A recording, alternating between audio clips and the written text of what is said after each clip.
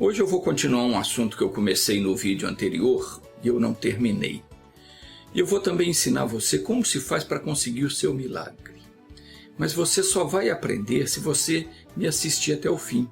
Tem pessoas que começam a assistir e param de assistir, então não entende nada. Jesus falou que qualquer pessoa que põe a mão no arado e olha para trás não é digno do reino de Deus.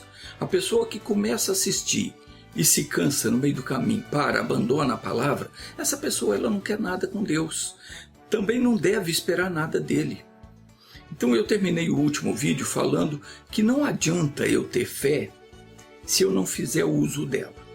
Por exemplo, se eu estou com um problema qualquer, a coisa está difícil, eu não estou conseguindo uma perseguição, uma tentação, um sofrimento, uma dor, uma enfermidade, um problema financeiro, um problema na família, enfim, seja lá o que for, que estiver tirando a minha paz. Eu tenho que entrar em oração, mas não adianta orar como os religiosos oram. Não adianta eu recitar a palavra decorada e nem tampouco ficar dizendo Deus me ajuda, porque Deus só vai agir de acordo com a palavra. Então a minha oração, ela tem que ser uma oração eficaz, uma oração onde eu falo com Deus sobre aquilo que Ele tem me revelado, sobre aquilo que Ele me tem feito entender pela palavra. Que é o meu direito, eu entendi, é o meu direito, com base nas promessas que Deus fez. Então eu falo com Deus, Senhor, a Tua palavra diz isso e isso, mas está acontecendo o contrário. O inimigo está me atacando, aqui e ali, mas eu creio no nome de Jesus. E eu vou usar a autoridade que o Senhor me deu. Então eu invoco o poder de Deus e eu faço menção do nome de Jesus. Eu invoco o nome de Jesus sobre o meu problema. E eu decreto o fim daquele mal. Eu determino que a obra seja feita em nome de Jesus e depois disso tudo, o que eu tenho que fazer? É acreditar. Essa é a parte mais difícil para quem ainda não se converteu de fato. Mas Jesus, quando ele amaldiçoou aquela figueira, ela se secou desde as raízes, de baixo para cima, deixando claro que não havia sido algo natural, porque o natural é que uma planta começa a secar primeiro pelas folhas e depois, por fim, seca a raiz. Mas com aquela figueira aconteceu o contrário. Primeiro secou a raiz e depois as folhas. Porque, na verdade, a operação de Deus ela é deste modo. Quando nós oramos pela pessoa enferma, ordenamos a cura, o mal é cortado pela raiz. Por esse motivo, tem muitos casos que a cura não é vista imediatamente. Às vezes os sintomas continuam no corpo, mas a raiz já foi cortada. Depois de alguns dias é que a pessoa vai perceber que ela está completamente curada. A origem da doença foi arrancada e algum tempo depois a pessoa, se ela não duvidar, continuar crendo que foi isso que aconteceu, ela vai constatar que foi curada completamente. Então, como eu ia dizendo, quando Jesus amaldiçoou aquela figueira, os discípulos admirados perguntaram para ele como é que aquilo havia acontecido, quando eles viram que ela se secou. E Jesus lhes respondeu, em verdade eu vos digo que se tiverdes fé e não duvidardes, não só fareis o que foi feito à figueira, mas também se a este monte disserdes, ergue-te e lança-te no mar, isso será feito. E tudo o que pedirdes na oração, crede que recebestes. Presta atenção no que Jesus falou. Tudo o que pedirdes na oração, crede que recebestes. Não é você crer que vai receber, não. Você pediu, creia que você recebeu. Se você pediu segundo a palavra de Deus. Crede que recebestes e tê-lo-eis. Então, na língua original, o grego, na qual o Novo Testamento foi escrito, o verbo pedir significa mais do que simplesmente pedir. Ele significa exigir que se faça. É como você determinar que algo aconteça. E os apóstolos Pedro e João, eles entenderam dessa forma quando Jesus ensinou. E quando aquele paralítico da porta do templo pediu para eles uma esmola, Pedro se lembrou daquilo que o mestre havia ensinado. E ele disse para o paralítico: eu não tenho prata nem ouro, mas o que eu tenho, isso eu te dou. Em nome de Jesus Cristo, o Nazareno, levanta-te e anda. Então ele creu naquilo que Jesus havia ensinado. Se você pedir alguma coisa, crede que recebestes e tê-lo-eis. E ele creu. Ele mandou o paralítico se levantar e andar no nome de Jesus. E creu que se faria assim. Esse termo levanta-te e anda, ele não soa para nós como um pedido. Não é um pedido.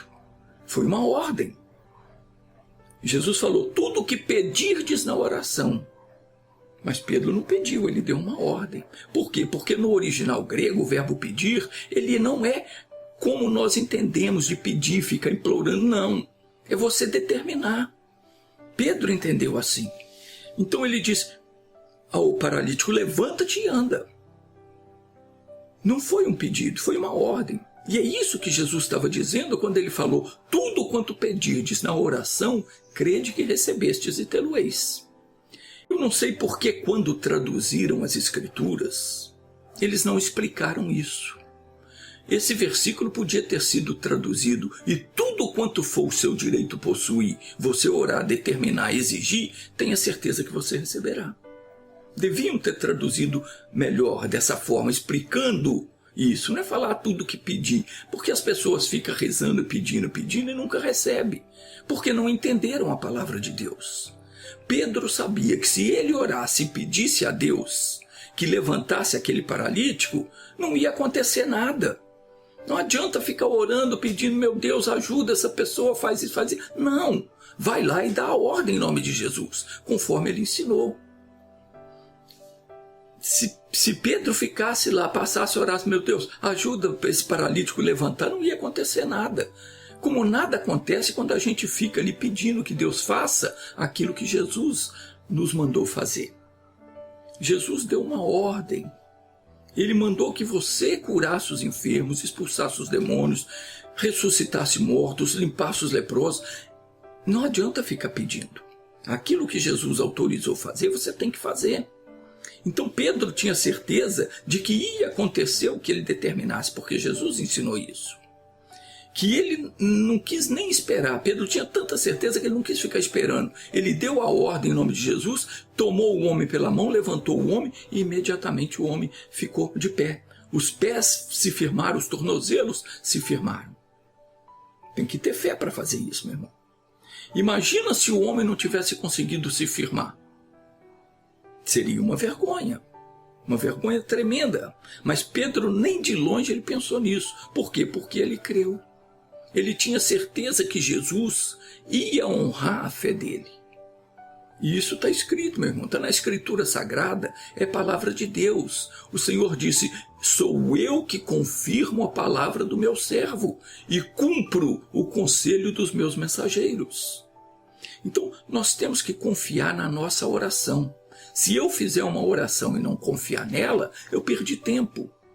Eu tenho que confiar naquilo que eu determino em nome de Jesus que vai acontecer.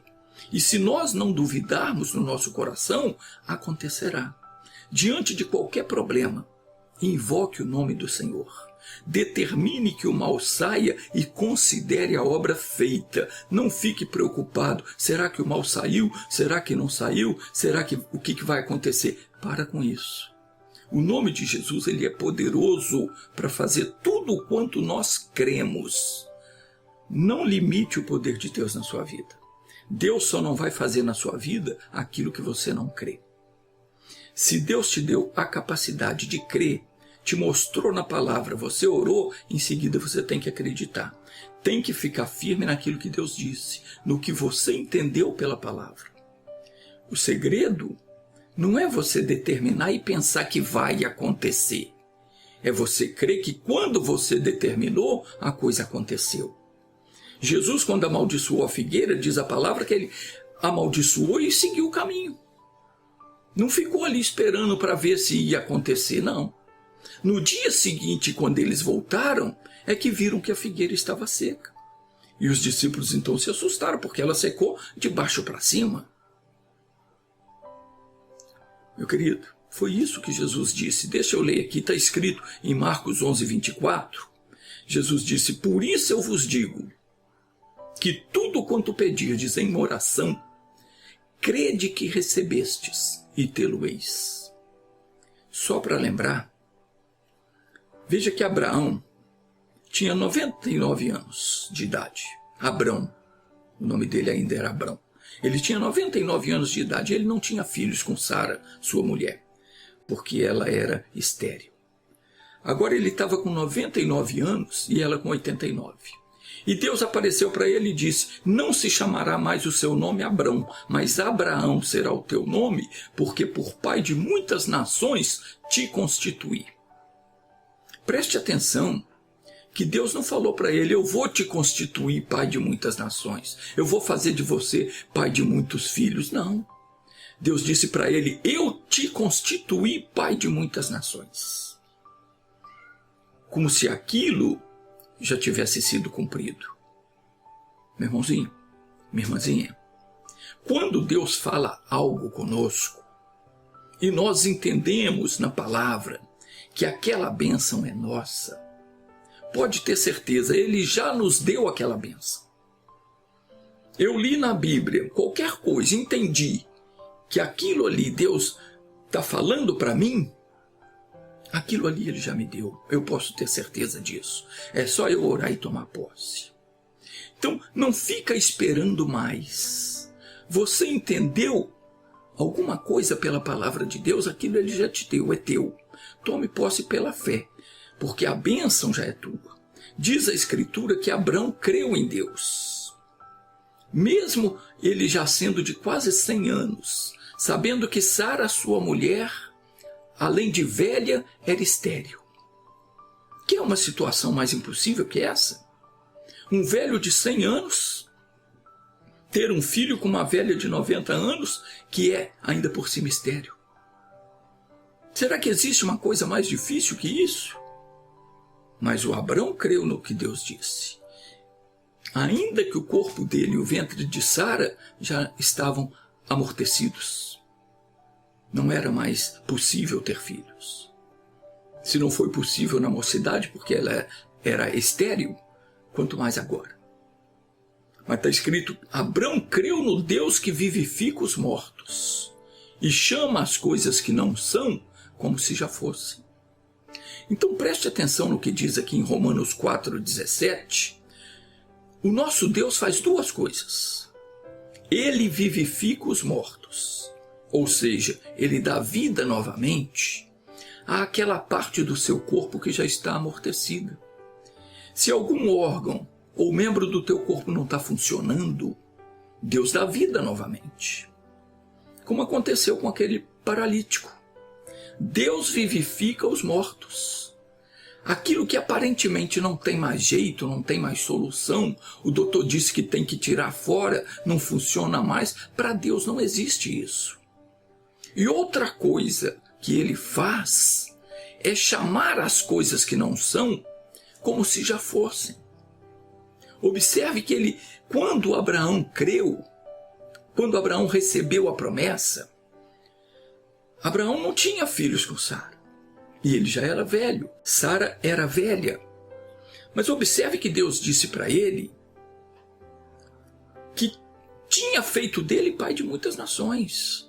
Deus não falou para ele que se ele cresce, ele ia ser pai de muitas nações. Não. Deus disse: por pai de muitas nações eu te constituí. Então naquela hora Deus já estava chamando à existência o Isaac, o filho de Abraão. Deus já havia reavivado aquele membro amortecido. Deus já estava dando vida ao ventre da Sara, a mulher de Abraão. Quando Deus fez a promessa, todas aquelas coisas vieram a existir. O ventre de Sara foi avivado, foi vivificado. Abraão, que já estava com o corpo já não tinha mais capacidade de gerar um filho, foi dado a ele essa capacidade. E a Sara, que era estéril, deixou de ser. Meu irmão, minha irmã, quando Deus fala, Ele já fez a obra. Quando Deus te faz entender que você pode ser curado, curada, Ele já te deu a cura. Abrão creu que a partir daquele momento ele passou a ser pai de muitos povos, mesmo que ele ainda não pudesse ver os seus filhos, porque ele ainda não tinha filhos. Mas naquele momento ele creu. E o que diz a Escritura? Está escrito assim em Gênesis 15, versículo 6. E creu ele no Senhor, e isto lhe foi imputado por justiça. Se Abrão não tivesse crido, nada teria acontecido. Mas ele creu.